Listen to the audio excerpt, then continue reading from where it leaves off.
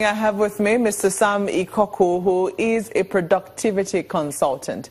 You're welcome to Sunrise Daily. Thank you. Good morning. Good morning. Well, just wondering, so how is the president's absence affecting productivity? Is there any bearing on productivity? Well, there shouldn't be. I mean, everybody literally has a right to fall ill.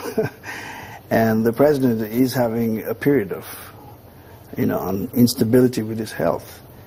The thing about government and business, anything of the sort, is that there should be continuity when the unforeseen happens. He's been out of office for quite a while, but I think the machinery to run government is in place. Other than the fact that we seem to play the politics of personality, I don't see why it should affect productivity in the country. You say there shouldn't be, but is there? Well, there is. Politics has become the biggest ongoing drama we have. It's a reality, it's reality television right now. Everybody has something to say about everything else, instead of focusing on what they really have to get done. I really don't see it's affecting productivity, because people tend to think you need to have one man in office for everything to work out pretty well. But we've had a system that's run for so many years. We've had a situation like this before. We've been through that, and so we have learnt a lot of things. It should not affect productivity, even though it does. So in what areas precisely would you say you've noticed this? Well, specifically in the area of the departments and agencies offering their services. Some of them are due to have new leadership in place. Some of them are, the budget has come out late again. It affects everything. The government is still the largest player in the economy. So if the budget is delayed, if there's uncertainty, it trickles down and affects the way people behave, but it should not. This is in spite of the fact that we have an acting president, and the acting president says his relationship with the president are very good. I mean, even the wife of the president says that, he thanks Nigerians for the support they've given to the acting president so far, and he wants them to continue to support him. In spite of all of that, all of these reassurances, we're still seeing these gaps.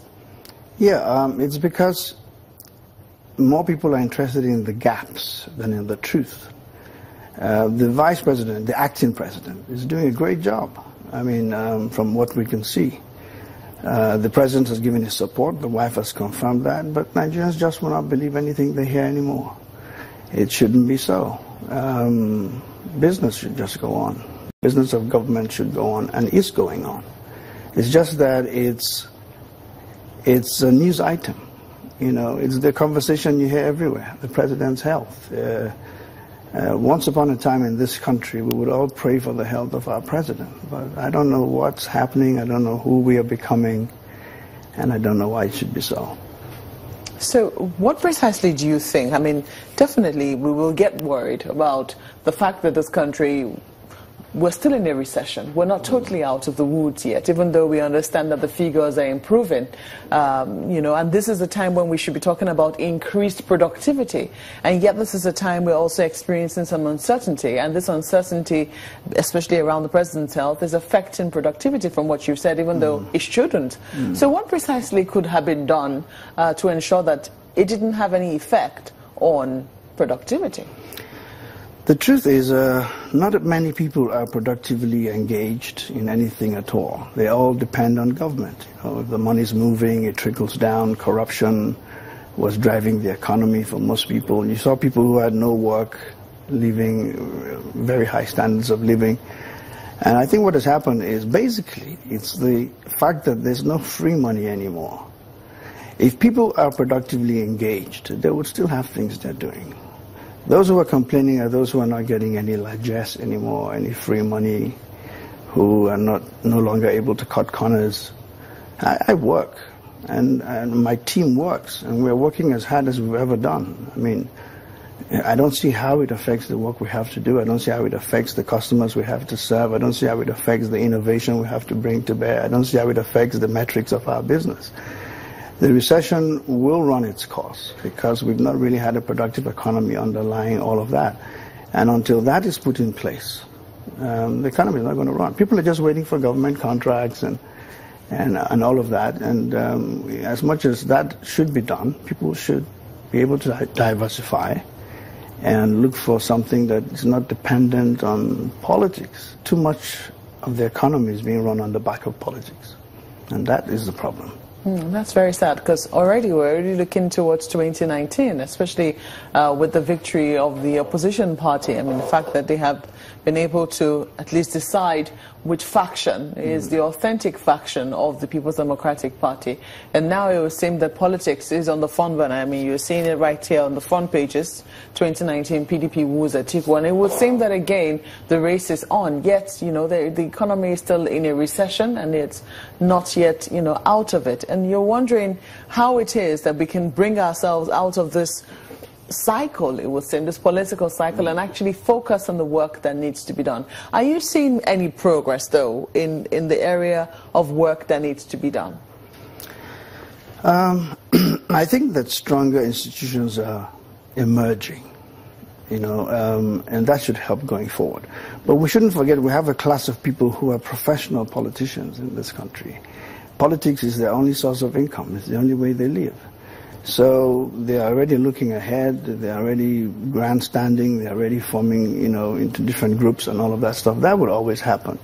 But that shouldn't stop the economy from moving forward. And that's where I stand, you know, the fact that we should still be moving forward as a country. What institutions give you hope then?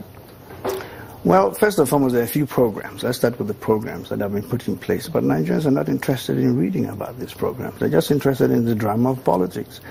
The Bureau of Public Service Reform is working very hard to strengthen institutions. The foreign donors agree that monitoring and evaluation is in place, and they're interested in working with the economy.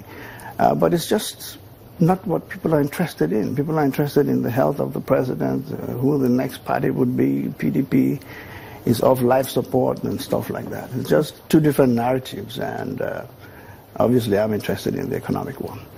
Well, you can't divorce it, sadly. I mean, it would seem that they're Siamese twins. They're, you know, interlinked. The political economy and the economic economy as well, if I'm allowed to use that term. So do you think that, I mean, right now the National Assembly is also considering a constitutional amendment. It's something, should we also be looking in that direction, considering that we've been bitten once? I mean, in terms of a president who was ill, in that scenario, he did not hand over to his vice. And, you know, the National Assembly had to invoke a doctrine of necessity. It's a little different this time around. The president did hand over to his vice president, but then there are questions as to how long can a president be away for? Well, it's true that it's of concern that the president's been away for long, but he's not feeling well. That's the truth of the matter. And the structures are such that, you know, government should run even without him. We were blindsided by the Yaradua issue, so we have a bit more experience. Did we learn anything from that? I'm sure we did. I'm sure we did. It's inconceivable for me to think that we did not. We surely learned something. What did we learn from it? Well, we learned that we can survive whatever happens. We learned that when it's necessary, we can come up with the innovation and the solutions needed to move the country forward. We learned that life has to go on, government has to go on. And it will be the same in this instance. I personally pray that the president will come back hale and hearty. He's got a great job to do. He was voted in overwhelmingly. People wish him well. People want to see the society sanitized. But, you know, we are coping without his being here. And it's challenging, but for the political class, it's just one more chess piece to move around the board, and they're doing the best they can to position themselves, which, in a manner of speaking, you can't begrudge them that. Well, just wondering, though, how would you rate? I mean, there's definitely a reason why a lot of people are interested in politics. There's a reason remove the professional politicians. For a lot of Nigerians, they believe that, if you participate in the political process, it's to ensure that you have a better life tomorrow, because what you're looking to do is bring in the people who would create better economic policies that would ensure that your tomorrow is brighter. And that was one of the reasons why this party was voted into power. How would you rate their performance in tackling some of the major challenges that have faced Nigerians, particularly unemployment? Well, I do not belong to any political party, so I can speak freely. I was one of those who had great hopes, because when APC was the opposition, they had so much to say. They made so many promises. They had the goodwill of the people. They were voted in, and straight off the bat, they dropped the ball. Internal wranglings, maybe they were dazzled and stuttered by the fact that they actually won the elections, I don't know. But the truth is, as a party, they need to do more. If they want to come back in 2019, it's time to wake up and meet some of the promises they made and, make things really happen. We haven't experienced much. For me, it's sad to see them lose all that goodwill. And it's going to make fighting to stay in power in 2019 that much more difficult for them. But I believe there's a cadre of people in APC who are, intelligent, who are determined, who are focused, and we hope they percolate to the top and are given the opportunity to really do the things that they can do to help, build the economy, to help put structures in place. We can't focus strictly on Boko Haram and corruption. There needs to be more to be done, and that's why they're there. So I think they should go back to the drawing board, re-strategize, and come out a little bit more aggressively, a little bit more assertively, put round pegs in round holes, pick people across party lines. Look, if I was in APC and someone that can deliver what I want is in the PDP, I would go for them, because I'm interested in performance, and it should be so.